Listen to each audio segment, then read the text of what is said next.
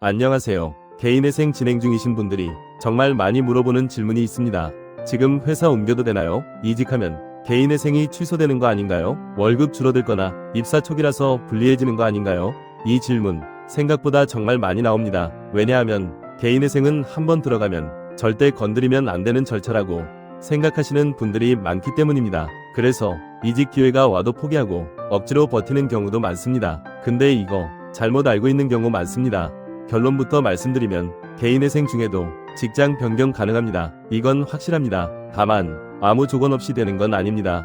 여기서 중요한 포인트, 직장을 바꾸는 것보다 바꾼 이유가 더 중요합니다. 이거 모르고 움직이면 괜히 불안해지고 서류 보완 길어지고 변제 계획 꼬일 수 있습니다. 그래서 지금부터 핵심을 조금 더 자세하게 정리해서 말씀드리겠습니다. 개인회생에서 제일 중요한 건 회사 이름 아닙니다. 어느 회사냐, 대기업이냐, 중소기업이냐, 이거 크게 중요하지 않습니다. 진짜 중요한 건 소득입니다. 계속 돈을 벌 수 있는지, 그 소득으로 변제금을 안정적으로 낼 수 있는지, 그리고 그 상황을 자료로 설명할 수 있는지, 이 세 가지입니다. 그래서 직장을 바꾸는 게 문제가 아니라 바꾸고 나서 소득 구조가 어떻게 바뀌었는지가 핵심입니다. 이 부분을 놓치면 괜히 불안만 커지고 실제보다 더 위험하게 느껴질 수 있습니다. 예를 들어 이직 후 월급이 비슷하다 또는 오히려 올라갔다, 이런 경우는 대부분 큰 문제 없이 넘어가는 경우가 많습니다. 오히려 더 안정적인 직장으로 옮겼다면 긍정적으로 작용하는 경우도 있습니다. 근데 반대로 월급이 줄었다, 공백이 생겼다, 수습기간이다, 이런 상황이면 추가 소명 들어올 가능성이 높습니다. 여기서 많은 분들이 이직하면 무조건 불리하다 이렇게 생각하시는데 그게 아닙니다. 이직 자체는 문제가 아닙니다. 문제는 소득입니다. 이거 하나만 기억하셔도 됩니다. 그럼 어떤 경우가 위험하냐? 조금 더 구체적으로 말씀드리겠습니다. 첫 번째, 소득이 크게 줄어드는 경우입니다. 예를 들어 이전에는 월 280만원 받다가 이직 후 210만원으로 줄었다. 이런 경우 변제금 산정에 영향이 갈 수 있습니다. 생활은 더 빠듯해지고 기존 계획대로 납부가 어려워질 수 있습니다.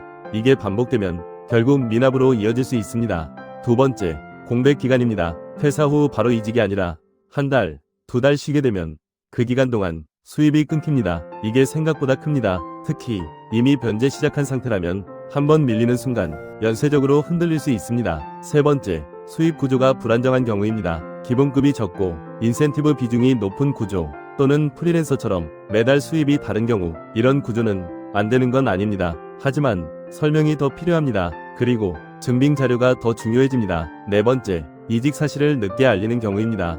이거 정말 많이 발생합니다. 괜히 불리할까봐 숨기는 경우인데 오히려 반대입니다. 자료 안 맞으면 더 크게 꼬입니다. 신뢰도 떨어집니다. 그래서 이건 절대 숨기면 안 됩니다.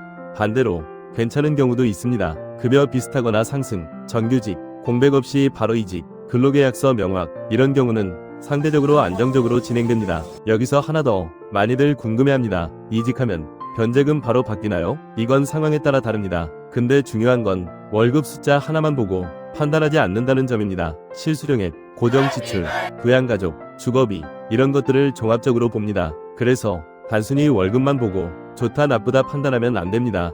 또 이런 질문도 많습니다. 수습기간인데 괜찮을까요? 가능합니다. 다만 근로계약서, 급여 조건, 입금 내역, 이런 자료는 확실하게 준비해야 합니다. 4대 보험 아직 안 들어갔는데요. 이것도 가능합니다. 현실적으로 입사 초기에는 늦은 경우 많습니다. 하지만 재직 증빙, 급여 입금, 근무 내용, 이런 자료는 필요합니다. 일용직이나 프리랜서요? 가능합니다. 대신 입금 내역, 소득 자료 더 꼼꼼하게 준비해야 합니다. 이건 안 되는 게 아니라 증빙의 문제입니다. 여기서 실제 사례 하나 말씀드리겠습니다. A씨는 월 260 받던 직장에서 회사 상황이 안 좋아져서 급여가 밀리기 시작했습니다. 그래서 더 이상 버티기 어려워 이직을 선택했습니다. 근데 새 직장은 수습기간이 있었고 급여도 처음에는 낮았습니다. 여기서 문제가 생깁니다. 이직 사실을 말하지 않았습니다. 괜히 불리할까봐 혼자 판단하고 넘어가려 했습니다. 결과적으로 서류가 꼬였습니다. 기존 자료와 현재 상황이 맞지 않았기 때문입니다. 결국 퇴사일, 입사일, 근로계약서, 급여 조건, 입금 내역, 이 모든 걸 다시 정리해서 제출했습니다. 그제서야 정리가 됐습니다. 여기서 핵심은 이겁니다. 이직이 문제가 아니라 정리를 안 한 게 문제입니다. 그래서 정리해드립니다. 첫 번째, 이직 전에 소득 변화 계산하세요. 두 번째, 공백기간 최대한 줄이세요. 세 번째, 자료 미리 준비하세요. 네 번째, 상황 바뀌면 바로 공유하세요. 다섯 번째, 무리해서 버티지 마세요. 구조를 맞춰야 합니다. 그리고 꼭 기억하셔야 합니다. 개인의 생은 완벽한 상황에서만 진행되는 절차가 아닙니다. 직장 바뀔 수 있습니다. 소득 바뀔 수 있습니다. 예상 못한 상황 생길 수 있습니다. 중요한 건 그 변화를 어떻게 관리하느냐입니다. 지금 이직 고민 중이라면 무조건 불안해할 필요 없습니다. 하지만 감으로 결정하면 안 됩니다. 잘못 움직이면 변제 계획 꼬일 수 있습니다. 오히려 더 안정적인 직장으로 옮기는 게 장기적으로 더 유리한 경우도 많습니다. 정리합니다. 개인의 생 중 직장 변경 가능합니다. 하지만 핵심은 소득, 변제 가능성, 자료 소명입니다. 이거 놓치면 문제 됩니다. 지금 상황 애매하다면 댓글에 상담 남겨주세요. 혼자 판단하면 틀릴 가능성 높습니다. 이런 정보 계속 드리니까 구독, 좋아요, 알림 설정 꼭 해두세요. 나중에 후회하지 마시고 지금부터 준비하시는 게 중요합니다. 감사합니다.